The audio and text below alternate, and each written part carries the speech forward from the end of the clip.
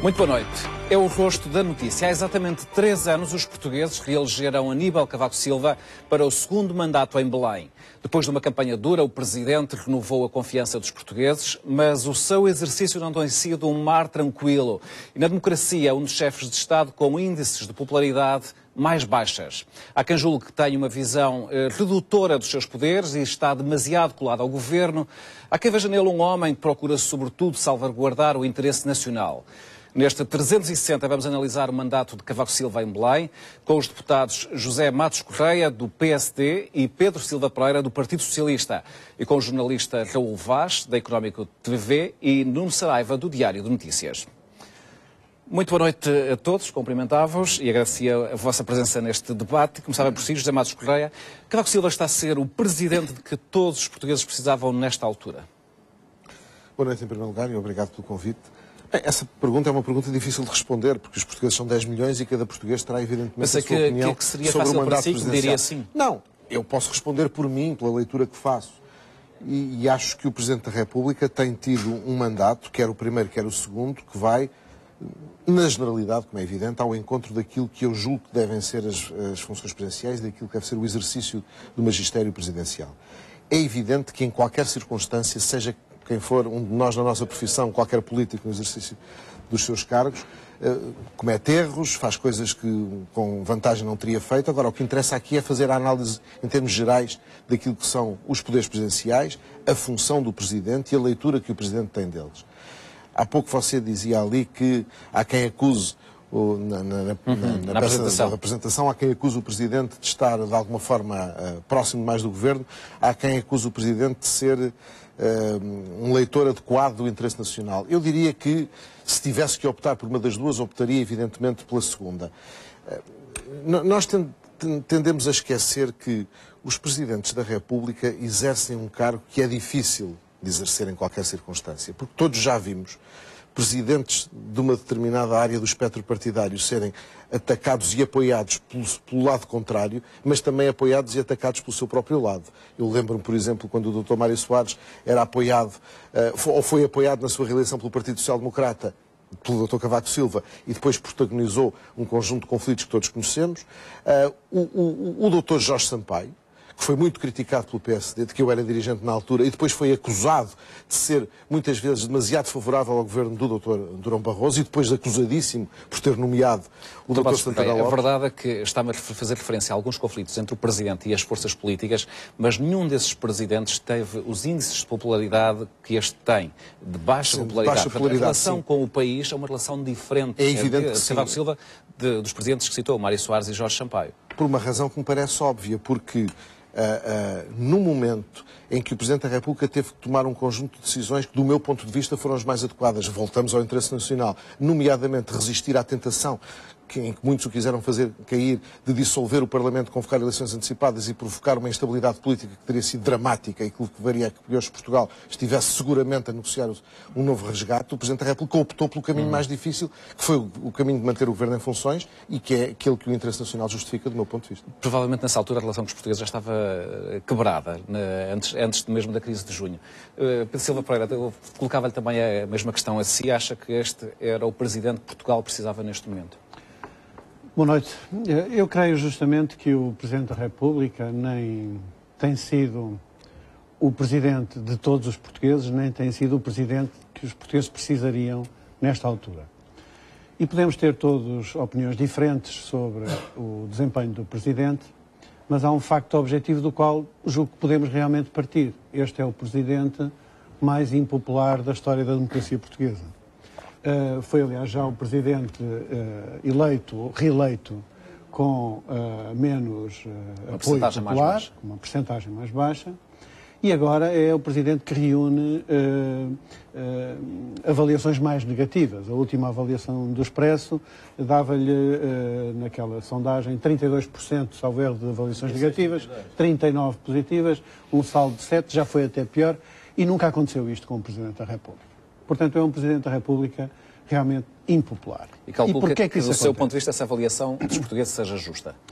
Creio que essa avaliação dos portugueses é justa e, do meu ponto de vista, isso acontece exatamente porque perguntava no início, o Presidente da República é o Presidente de todos os portugueses e o Presidente que o país precisa nesta altura, e creio que a avaliação dos portugueses é não, nem uma coisa nem outra.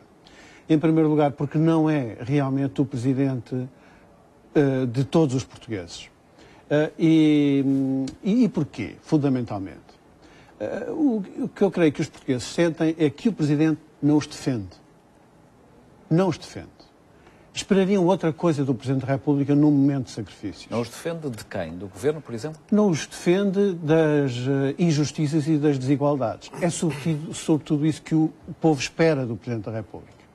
E um Presidente que, por muito menos, disse a certa altura que havia limites para os sacrifícios que podem ser pedidos aos cidadãos, o que agora os portugueses veem é que, perante sacrifícios que são muitíssimo maiores do que aqueles que havia nessa altura, o Presidente da República tem uma atitude de silêncio. E isto porquê? Porque os portugueses associam o Presidente da República a uma conivência com esta solução política.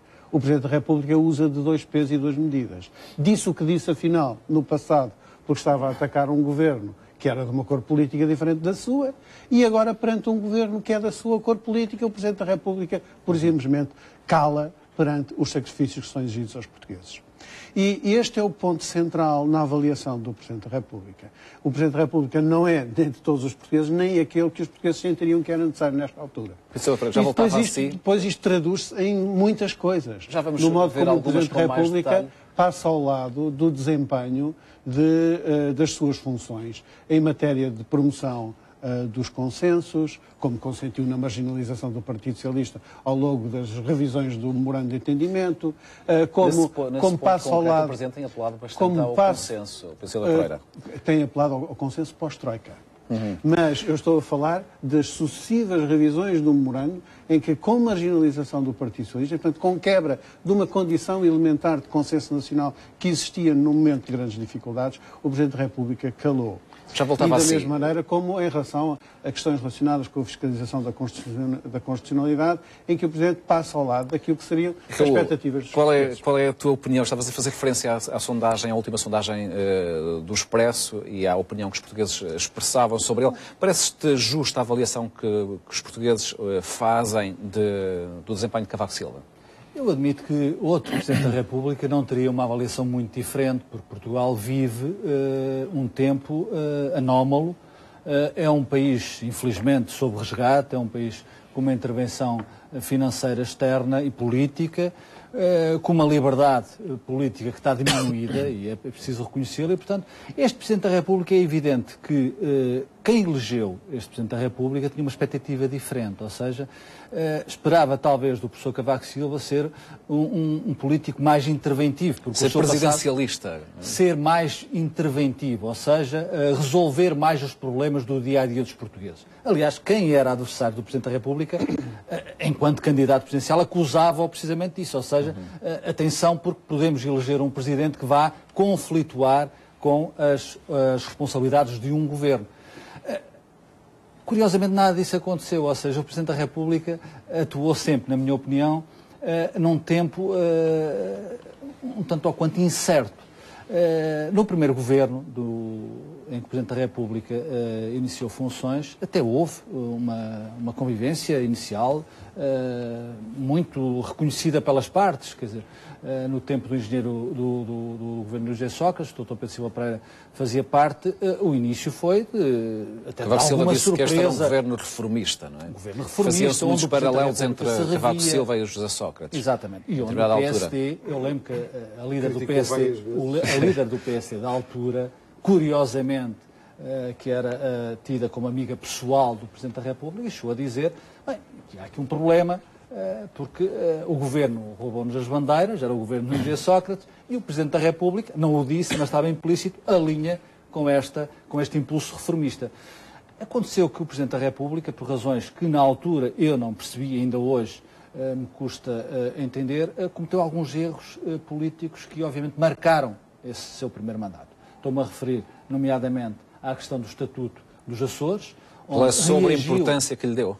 A importância que lhe deu e que o Primeiro-Ministro, na altura, Engenheiro Sócrates, também respondeu da mesma moeda, digamos assim, e depois a questão também, em conflito com o governo de então, a questão da espionagem a Belém, e isso marcou, de certa forma, o primeiro mandato do Presidente da República.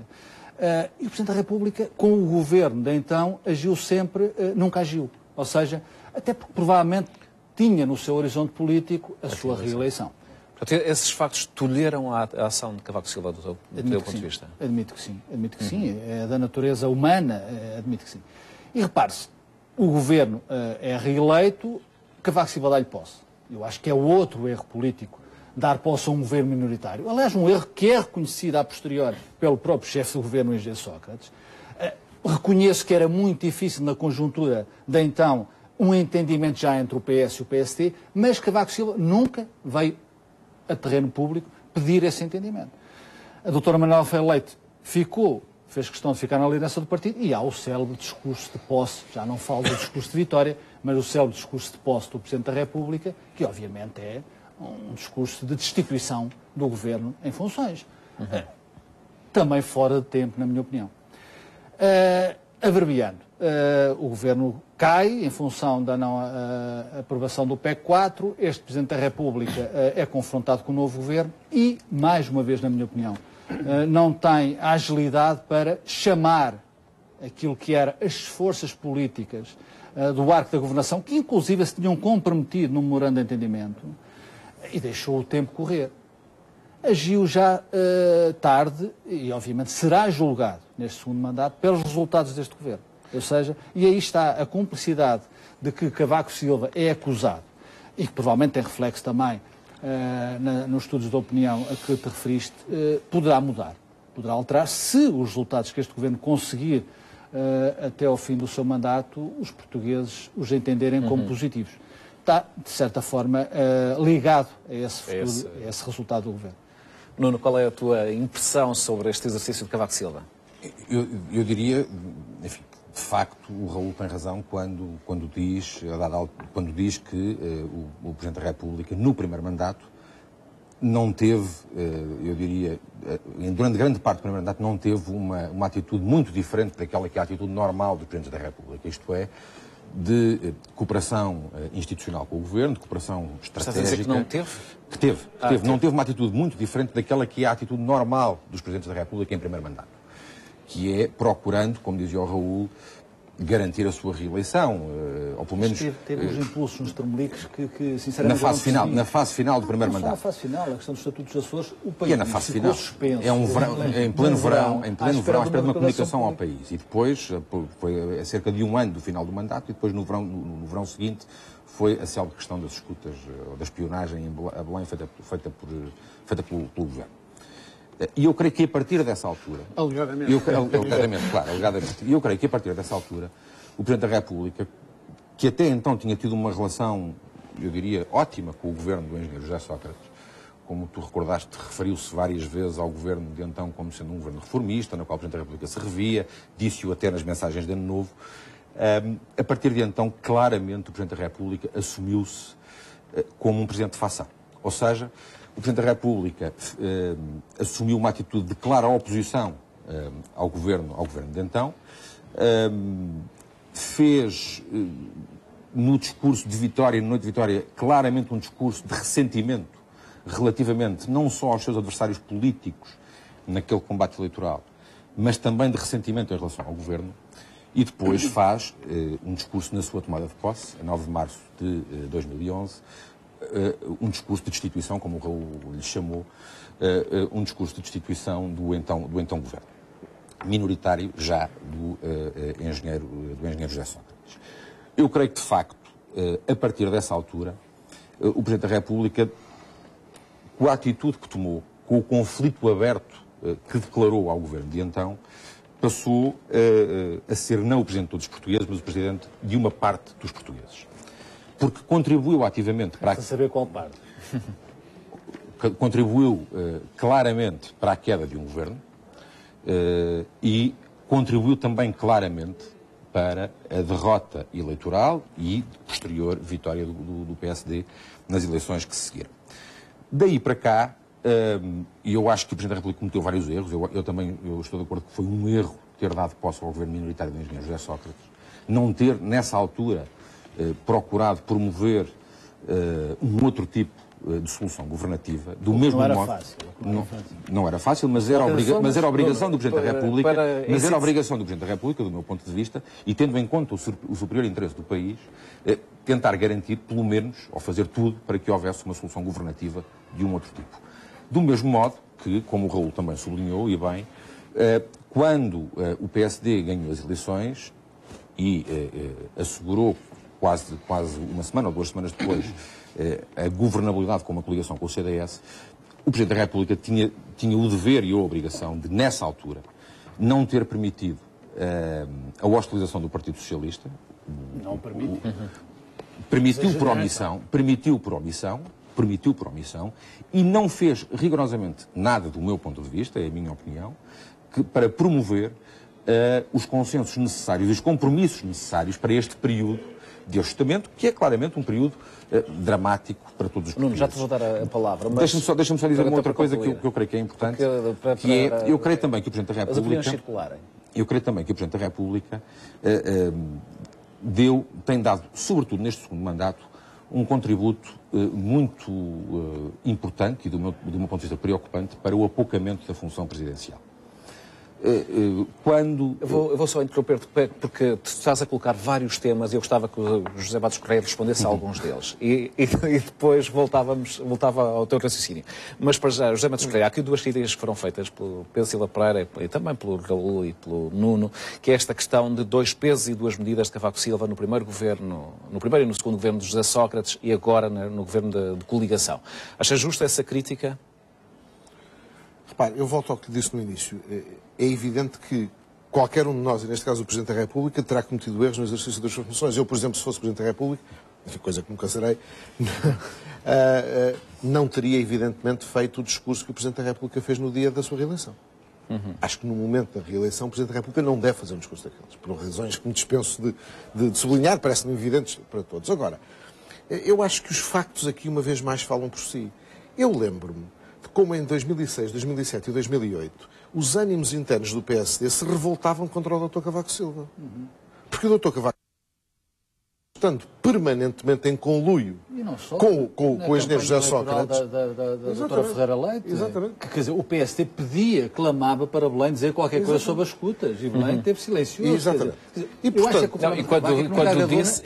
quando atuou, foi exatamente o contrário.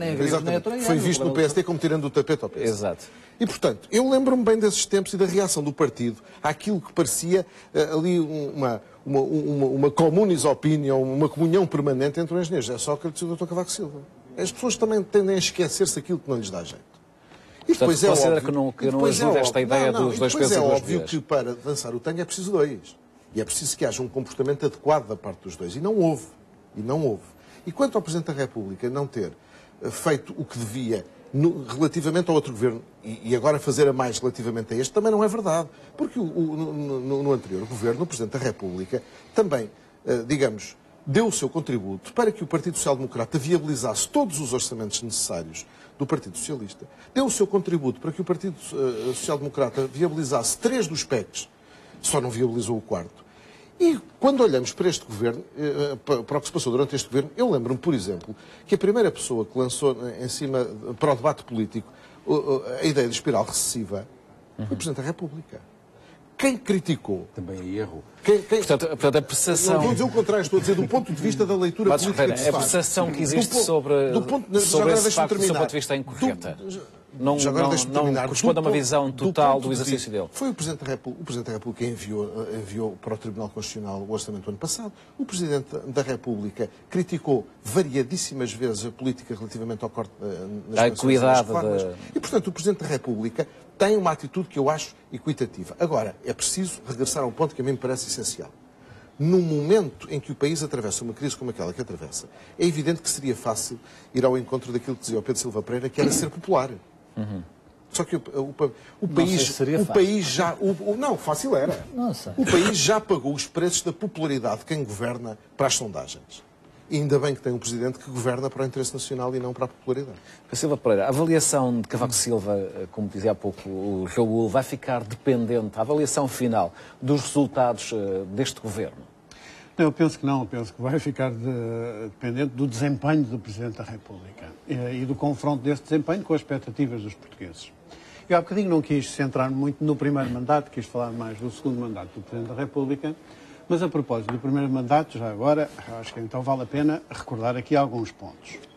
Primeiro ponto, é verdade que numa fase inicial o Presidente da República teve uma atitude muito cooperante com um governo, que era um governo com maioria absoluta, um governo de facto reformista e um governo altamente popular. Essa popularidade do governo, mesmo no auge das reformas, na altura se verificava, beneficiava também o Sr. Presidente da República. Portanto, não ponhamos Acha que era por interesse próprio? Sim, não? Acho que havia calculismo nisso. Calculismo. Porque foi exatamente quando as coisas se começaram a complicar para a governação que o Sr. Presidente da República começou a pôr as suas fichas numa outra solução política. Depois, em segundo lugar, queria recordar o seguinte, fala-se muito da questão, e bem, do Estatuto dos Açores e da questão das escutas. Só que se devia fazer ao contrário. Primeiro falar da questão das escutas e depois falar da questão... Cronologicamente, o Estatuto foi primeiro que a escuta. Não foi, não. Foi. Não, parece que foi, mas não foi. Porque a questão das escutas nasce verdadeiramente numa visita do Sr. Presidente da República à Madeira. Sim. E depois só sai em termos públicos quando o Diário Notícias faz a revelação de um célebre fax de um jornalista do Público que dizia que um assessor do Presidente da República estava a instigar uma campanha contra o governo. E isso saiu mais tarde. Mas foi antes do Estatuto dos Açores. O que é que eu quero dizer com isso? Porque este ponto é muito importante. Porque o movimento, que é claramente um movimento de deslealdade em relação ao governo na altura, nasce, portanto, antes da questão do Estatuto dos Açores. Porque a certa altura houve quem dissesse que o Presidente da República se sentiu despeitado pelo governo com os Estatutos dos Açores e que isso é que justificava a sua mudança de opinião. Teria dito ao Presidente da República uma coisa que depois não cumpriu. Isso é a versão da chamada fonte de Belém, não é verdade? Bom, mas essa é uma justificação que tem um problema. É que a questão da Madeira é anterior à questão dos Açores. E, portanto, isto para dizer, a Presidência da República, ou alguém na Presidência da República, estava em movimento, em ação contra o governo legítimo, em funções, antes de qualquer questão a propósito do Estatuto dos Açores. Isto para dizer que, realmente, o Presidente da República, houve uma fase inicial do primeiro mandato, que teve uma posição mais cooperante com o governo, beneficiando também da popularidade que o governo tinha, mas depois houve uma mudança de atitude do Sr. Presidente da República. Mas a questão que os portugueses agora colocam, a propósito dos 2 pesos e 2 medidas, tem sobretudo que ver com 2 coisas. A primeira, sacrifícios. O Presidente da República disse com toda a violência que foi capaz, há limites para os sacrifícios que podem ser pedidos ao comum dos cidadãos. Mas nessa altura, pagava-se aos cidadãos o 12º e o 13º mês. E depois, quando se cortou o 12º e o 13º mês, o Presidente da República calou-se. Mas há um momento... O 13º ou o 14º. Mas um discurso foi feito antes da Troika e outro foi feito pós-Troika. É verdade. Isso faz alguma diferença. Não, Uma pequena diferença, uma coisa muito ligeira. Eu diria toda a diferença. Pois, se fosse na estrita medida do cumprimento do memorando da Troika. Mas não é disso que estamos a falar. Nós estamos a falar de medidas que não estavam no memorando da Troika. São narrativas Portanto, da austeridade, além de isto não é uma questão narrativa, isto está lá escrito. As medidas que estavam no memorando eram as que lá estavam. Também estava no memorando, o que eu estou a dizer, também estava no memorando que o orçamento, que o déficit era 1 e era o dobro daquilo. É porque estava lá escrito que o crescimento era outro. Não, o que vocês deixaram no ano que saíram. Não, isso é falso. Isso é falso. Sim, isso é falso. Isso é falso. A ideia vai desculpar. Sim, faz a falar do déficit. O déficit previsto e o déficit Diga lá então quanto é que era substancialmente superior. Diga lá então quanto é que era o déficit. O déficit acabou em 10%. Desculpe. O déficit acabou em 10%. Desculpe. O déficit de 2010 acabou em 10%. Meu caro amigo. E os senhores tinham sugerido 4, qualquer coisa. É falso isso. Não é, Pedro. Vai discutir. Agora vai-me permitir que lhe explique. Faz favor. O memorando de entendimento é assinado em maio de 2011. Eu sei. Em maio de 2011, o número do déficit de 2010 estava apurado pelo INE e pelo Eurostat. É de abril. Sim. Portanto, quando é feito... depois foi revisto. Não foi. Só foi revisto em setembro de 2011 para incluir a fraude estatística do seu partido na Madeira. Foi a única alteração que foi feita no déficit de 2010. O déficit de 2010 estava apurado antes do memorando da Troika. Portanto, toda a conversa, o déficit de partido era diferente daquele que estava lá, é apenas falso. Não é? Ele estava apurado pelo INE e pelo Eurostat. A única alteração que houve no déficit de 2010 foi para incluir a fraude estatística na Madeira. Mas Bom, voltando à nossa questão. Já percebemos que aqui há uma divergência. Não foi certamente o Presidente que alterou o déficit orçamental. Mas isto para dizer que o ponto fundamental é este. Os portugueses viram que depois do Governo adotar medidas de sacrifícios que nem sequer estavam no memorando, constataram que o Presidente da República tinha uma atitude de silêncio e de conivência. E o mesmo podemos dizer... Fez referência àquele da intervenção de Cavaco Silva, em que, sobre o orçamento do governo do PSD, em que faz justamente referência ao facto de que, e fala da sua própria pensão, e de que não havia equidade, não havia equidade na distribuição dos sacrifícios. Esse discurso foi posterior. Sim, o Presidente da República, há uma certa altura, que faz a célebre declaração sobre... que a reforma não chega para pagar para as despesas. Para as suas reformas. Não foi o melhor momento de Cavaco Silva. Não foi certamente o melhor momento do professor Cavaco Silva. Mas nós estamos a falar, desculpe, de outra coisa. Nós estamos a falar da violência política com que o Presidente da República se atirou a medidas de austeridade muito mais suaves, como aquelas que o governo do Partido Socialista estava a aplicar. E a diferença... E o mesmo vale, e o mesmo que digo, e o mesmo que digo para os sacrifícios, digo para a estabilidade política. Então vai-se lá perceber que um Presidente da República que, como o Raul Vaz disse, e bem, fez um discurso de tomada de posse, que era um discurso de destituição do Governo. Mas repare, de destituição do Governo em pleno auge da crise das dívidas soberanas, em momento de total turbulência nos mercados financeiros. Ele decidiu fazer... Ainda não ter admitido a crise das dívidas soberanas. Desculpe, por essa altura já tínhamos aprovado o PEC 1. Isso o PEC 1 não é a solução às vezes é preciso ter alguma memória histórica. O que eu estou a dizer é que o Presidente da República faz um discurso de destituição do Governo.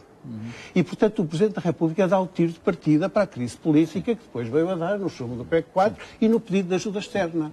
Então, o Presidente da República, que nesse momento não zelou pela estabilidade política, pelo contrário, provocou a crise política, agora, perante este Governo, está permanentemente a invocar o valor da estabilidade política. Isto são dois pesos e duas medidas. O Governo agora tem outra cor política do que aquele que tinha na altura. Bom, não havia memorando de entendimento e agora há memorando. E é por isso que os portugueses olham para o Presidente da República e o que vem nele é um Presidente que não é o Presidente de todos os portugueses e é um Presidente que não os defende, porque está mais preocupado em apadrinhar a solução política que ele próprio promoveu.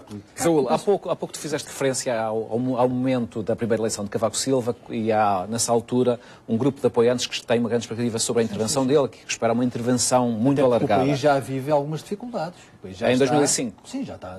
Em 2005 ainda não havia... Há a percepção de que há alguma dificuldade. Ainda estávamos numa época próspera, digamos desde assim. 2002. Não, tínhamos um déficit de 2005 de 6,8, foi aí que se desenvolver uma série de medidas para reduzir o déficit para 3%. Havia dificuldade. Mas a minha questão é essa. Era o tempo em que se reduzia o déficit de 6,8 para 3%. Faz sentido pensar nisso. Faz sentido essa crítica de que ele tinha essa visão inicial muito alargada e que depois, como é que isso se conjuga com a ideia dominante que existe neste momento de que ele tem uma visão muito redutora dos seus poderes? Porque, provavelmente, quer dizer, o Presidente da República tem uma visão do cargo presidencial que é aquele que ele tem desempenhado. E do teu ponto de vista é redutora? É porque nós já falámos aqui de diversas intervenções de Cavaco Silva que tiveram um grande impacto, justamente, desde o discurso da tomada de posse do segundo mandato. São momentos... Eu acho que isso é dos maiores mitos da vida política portuguesa. A teoria da visão minimalista do Presidente da República. Um Presidente da República que se atira um governo em funções. Um Presidente da República que provoca uma crise política. São intermitências, não é esse. São intermitências. E depois repare. Depois são intermitências com grande impacto. Mas não me parece assim tão minimalista. Eu penso que o Presidente da República, seja ele qual fosse, e fosse o governo que fosse, a partir do momento em que Portugal pede assistência financeira, tem que ser cúmplice do governo. A não ser que o governo faça um disparate de bradar aos céus. Tem que ser cúmplice. E o Presidente da República, quando eu digo que o Presidente da República não age nos momentos corretos, na minha opinião, volta a não agir no momento correto só na crise de julho de 2012, estou a dizer bem? Sim. 13, perdão. É que o Presidente da República age em função do quadro político-partidário que existe, do arco da governação. Quer dizer, ele devia ter feito antes. Ele devia ter chamado o líder do governo e o líder do Partido Socialista e dizer, meus amigos, vamos procurar, os senhores têm que se entender. Isso não foi feito. É evidente que depois agiu já numa situação em que já era mais difícil perante as circunstâncias. E penso, inclusive, que este Presidente da República será julgado também em função de um objetivo que ele próprio se propôs conseguir, que é deixar em Portugal um entendimento alargado dos três partidos, o chamado entendimento pós-Troika, que faça, de facto, com que Portugal, depois de sair Mas não há nenhum sinal de que isso vai acontecer. Pois não há. Se isso não acontecer e se somar a isso os resultados não forem positivos, é evidente que a história julgará negativamente o professor Cavaco Silva. Se isso acontecer, e vamos ver, porque faltam 2 anos, vamos ver como é que Portugal sai deste processo de ajustamento, vamos ver como é que vão correr as eleições europeias, vamos ver o que é que será a reação dos partidos da maioria ao resultado das eleições europeias, e é evidente que o Presidente da República pode ter outra janela de oportunidade. Agora, se o Presidente da República não deixar aos portugueses, de facto, um entendimento dos três partidos do arco da governação, é evidente que é outro fracasso deste Presidente da República. Nuno. Vamos ver, eu diria que o Presidente da República, e pegando na questão da visão redutora ou visão limitada que Cavaco Silva terá dos poderes presidenciais, eu creio que, como diz o Raul, é com intermitências e de acordo com as circunstâncias. Isto é, o Presidente da República, de facto, a dada altura, parecia ter uma visão muito, e na fase inicial, e portanto, regressando ao primeiro mandato, nos primeiros 2 anos do seu primeiro mandato, teve de facto uma visão muito restrita dos poderes presidenciais. A partir de determinada altura, e todos nós sabemos que os poderes presidenciais estão muito ligados à palavra do Presidente, estão muito ligados à intervenção pública que o Presidente... Pública e também a intervenção que faz na descrição dos gabinetes, mas a intervenção pública é um poder fundamental do Presidente da República, e Cavaco Silva, a partir de determinada altura, demonstrou que tem uma visão bastante ampla desse mesmo poder. De tal modo que não hesitou em fazer o discurso que fez na noite da sua reeleição, que o próprio José Matos Correia já disse que não teria feito se fosse Presidente da República. Nem o segundo. Nem o discurso da posse. E, sobretudo, o discurso da tomada de posse, que é, de facto, um discurso de uma violência tremenda, em que se apela, inclusive, a um sobressalto cívico. Estávamos na véspera de uma manifestação. Estávamos na véspera daquela que terá sido a maior manifestação contra o anterior governo. E Cavaco Silva não hesitou, nessa altura, em usar o poder da palavra. Isso é o de Vitória. O poder da palavra. Usar o sobressalto cívico. Não. É o discurso de tomada de posse a 9 de março na Assembleia da República. Eu julgo que foi também no de março. Aí estou absolutamente seguro. Porque a manifestação também foi em março. Foi poucos dias depois. Foi cerca de uma semana depois. E o Presidente da República aí não hesitou em tomar o partido daqueles que entendia ser, daqueles que o Presidente da República, eventualmente legitimamente, entendia serem as vítimas de medidas demasiado restritivas e as tais que, segundo nas palavras do Presidente da República, havia um limite para os sacrifícios que se podia exigir aos comuns cidadãos. Mas eu queria dizer uma outra coisa que me parece que é fundamental sobre o Presidente da República, que é, eu creio que este Presidente da República é talvez aquele que tem dado, e era aquilo que eu ia dizer há pouco, tem dado um contributo, do meu ponto de vista, importante e preocupante para o apocamento da função presidencial. Primeiro porque, de facto, protagoniza, a partir de determinada altura, uma presidência que não é a presidência de todos os portugueses, e isso começa logo na noite da sua reeleição. O discurso que faz é um discurso, de facto, de quem já não quer ser o presidente de todos os portugueses, mas o presidente apenas de uma parte dos portugueses. Depois, um presidente que faz a intervenção que faz sobre as pensões, a célebre... Sobre a sua própria E eu creio que não é menor. Não é uma questão menor. Isso só foi falta de jeito. Eu creio que não é uma questão menor e creio que diz muito sobre também a visão que o Presidente da República tem de si próprio e o respeito que tem pelas pessoas e pelos seus concidadãos. Porque no momento de enormes sacrifícios, de facto, já nessa altura, para os portugueses. Eu acho que isso tem mais impacto na opinião dos portugueses sobre o Presidente do momento em que já tinha sido cortado o 13º e o 14º mês, depois restituído por instrução do Tribunal Constitucional.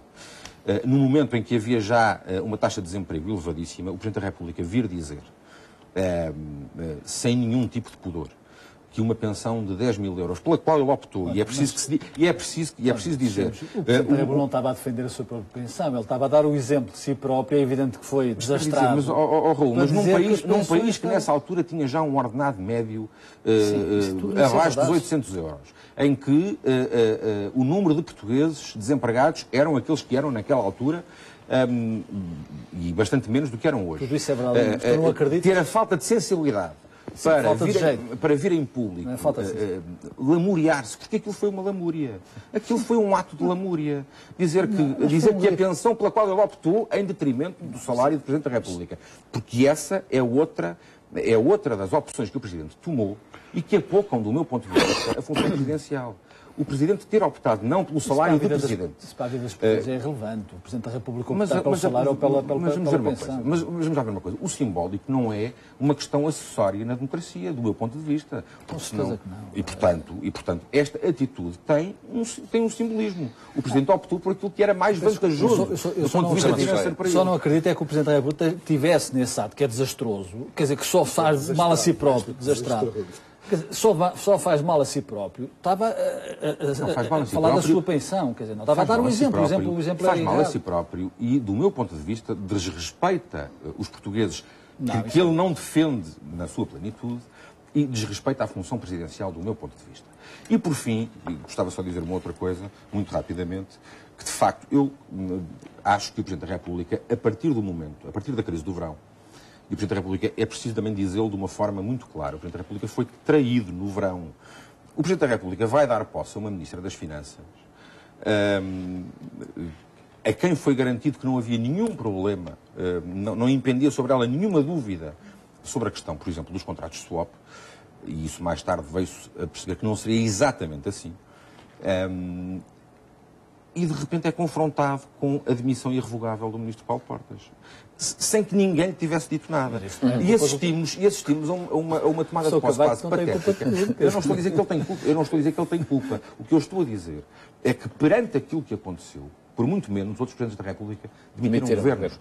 E, no fundo, do mesmo modo, eu julgo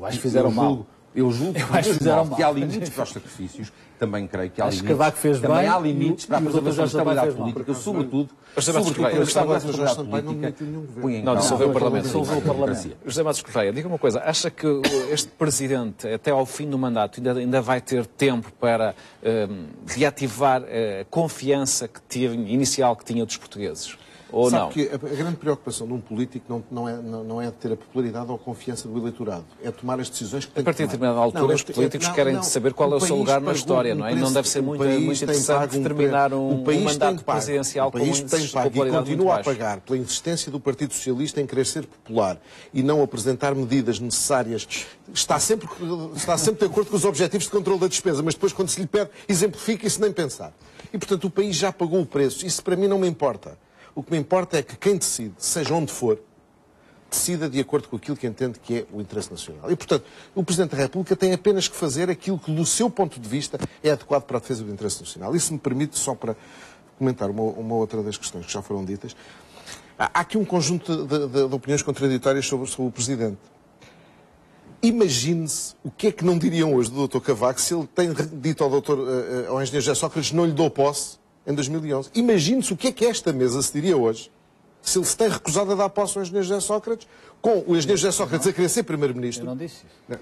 Eu não estou a dizer que você disse. Não era dar posse. Eu disse é que na altura devia ter construído ou procurado construir uma solução diferente. Mas há quem tenha a opinião de que ele não devia ter dado posse. Tinha que dar posse. Qual diferente? Não havia outra solução. E o que é que o Presidente da República fazia? Dizia que não? Sim, eu não sei. O que sabemos é que ele não tentou. Enquanto cidadão, o ponto é, eu enquanto cidadão é que não sei. Pedro, vai-me desculpar. Como é que sabe? Eu estava no governo nessa altura. E então? O Presidente da República, por exemplo, sempre que fazia qualquer coisa, ou uma demais estava-lhe contra. Ele tentou e ninguém soube. Não, estou eu a dizer. Ele tentou mas acha que nessa altura havia vontade? Ele está sempre ótimo, não é? Mas havia vontade sempre dizer que ele na sombra... Há sempre a possibilidade de chamar a doutora Manuela Ferreira Leite. Eu estive, se quer saber, nas reuniões com os partidos políticos em que explorámos, inclusive com o PSD, com o CDS, com todos, em que explorámos a possibilidade de iniciar um diálogo para uma solução política estável para o país. E foi deixado claro por todos que não havia entendimento com a José Sócrates. Ficou claro é que ninguém queria sequer conversar do assunto. Porque os tempos estavam claramente extremados. Mas o ponto não é esse. O ponto é saber qual é o dever do Presidente da República numa situação como essa. É o Presidente da República deixar a situação assim? Ou é esforçar-se para haver um entendimento? Então, se naquela altura era já importante, 2009 é o ano da grande recessão internacional, se era necessário haver um governo estável já nessa altura, porque é que o Presidente da República não se empenhou? Porque é que não assumiu essa responsabilidade? Foi o Primeiro-Ministro que teve que a fazer sozinho. Sim. E digo sozinho, porque não há nenhuma notícia do Sr. Presidente da República ter insistido junto de quem quer que fosse, para que fosse de forma diferente. E, portanto, este é o ponto. O Presidente da República, de facto, não fez. Tenha viabilizado orçamentos e tenha viabilizado 3 PECs. Acha que o Presidente da República não teve nenhuma influência do ponto de vista da geração dos consensos necessários?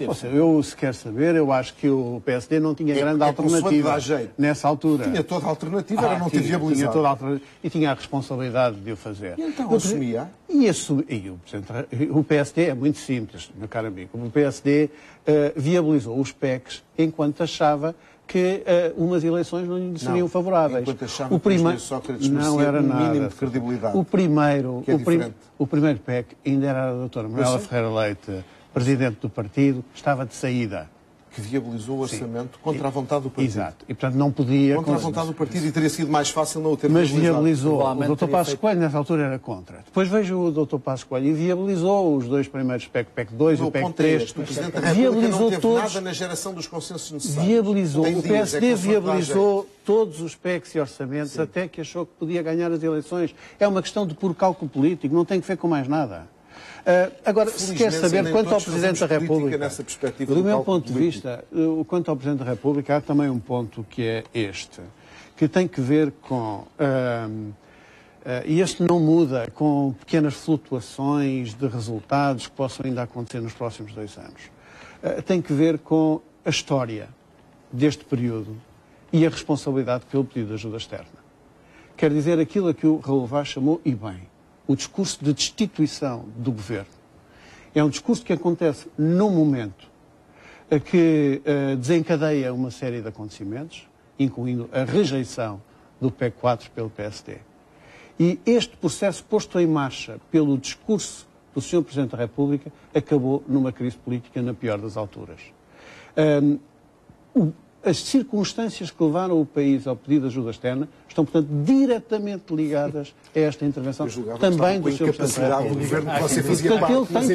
Portanto, ele tem também, portanto, uma cota-parte de responsabilidade nisso. Quem não tem responsabilidade isso é uma marca que ele traz sempre no seu mandato. Mas porquê que vocês não assumem as asneiras que fizeram, que é uma coisa que todos têm a culpa menos do Partido Socialista? É uma coisa extraordinária. Então vá lá. Parece que o Presidente da República fez coisas boas. Parece que estamos aqui a classificar. Os meus amigos dizem que o Sr. Presidente da República fez um discurso de destituição do governo. Eu penso que sim. Mas acha também que ele não devia ter feito esse discurso? Não sei se foi isso. Então, francamente, nós só temos mais 1 minuto e meio. Que aquela crise política tem a assinatura do Sr. Presidente da República. Vários problemas na intervenção de Cavaco Silva. Gostava que me dissesses, do teu ponto de vista, 2 ou 3 créditos que devem ser atribuídos a Cavaco Silva. E são públicos. A intervenção do Presidente da República no Acordo de Concertação Social, já com o país sobre assistência financeira, acho que é fundamental. A iniciativa do Presidente da República de chamar o Partido Socialista e a coligação governamental para um entendimento decorrente da crise de julho de 2013 é um papel fundamental. É evidente que o Presidente da República não pode sozinho mudar o rumo da história e o rumo dos acontecimentos. Os partidos políticos, nós vivemos num sistema semipresidencialista onde o parlamentarismo tem e os partidos têm um peso na decisão fundamental. E, portanto, o professor Cavaco Silva também fez coisas muito apreciáveis, é preciso dizê-lo. E só não penso também que o discurso de destituição, como eu caracterizei, da posse do Presidente da República, no tempo do engenheiro Sócrates, tenha sido o despoletador de toda a crise. Ainda esta semana ouvimos uma narrativa diferente do comissário Olli Rehn, dizendo que tinha proposto ao governo português que, 1 ano antes, houvesse conversações para um processo de ajustamento. Nuno, uma frase, porque nós só temos mais 20 segundos. Como é que achas que este mandato vai terminar? eu acho que dificilmente terminará bem. Isto é, se os resultados do governo daqui a um ano forem outros daqueles que estão a ser, eu creio que Cavaco Silva ficará associado a isso também. O futuro de Cavaco Silva está ligado intimamente àquilo que for o resultado, os que forem os resultados deste governo. Não tenho nenhuma dúvida de que, sendo este, e a partir do verão, um governo de iniciativa presidencial, não tenho a mais pequena dúvida que aquilo que será o destino de Cavaco Silva, do ponto de vista histórico, estará ligado aos resultados da ação política deste governo. Nuno Saraiva, Pedro Silva Pereira, José Matos Correia e Raul, muito obrigado por terem vindo esta noite ao 360, em que analisámos o terceiro ano do aniversário da eleição de Cavaco Silva e também foi uma oportunidade para analisar o mandato de Cavaco Silva em Belém. Todos uma muito boa noite.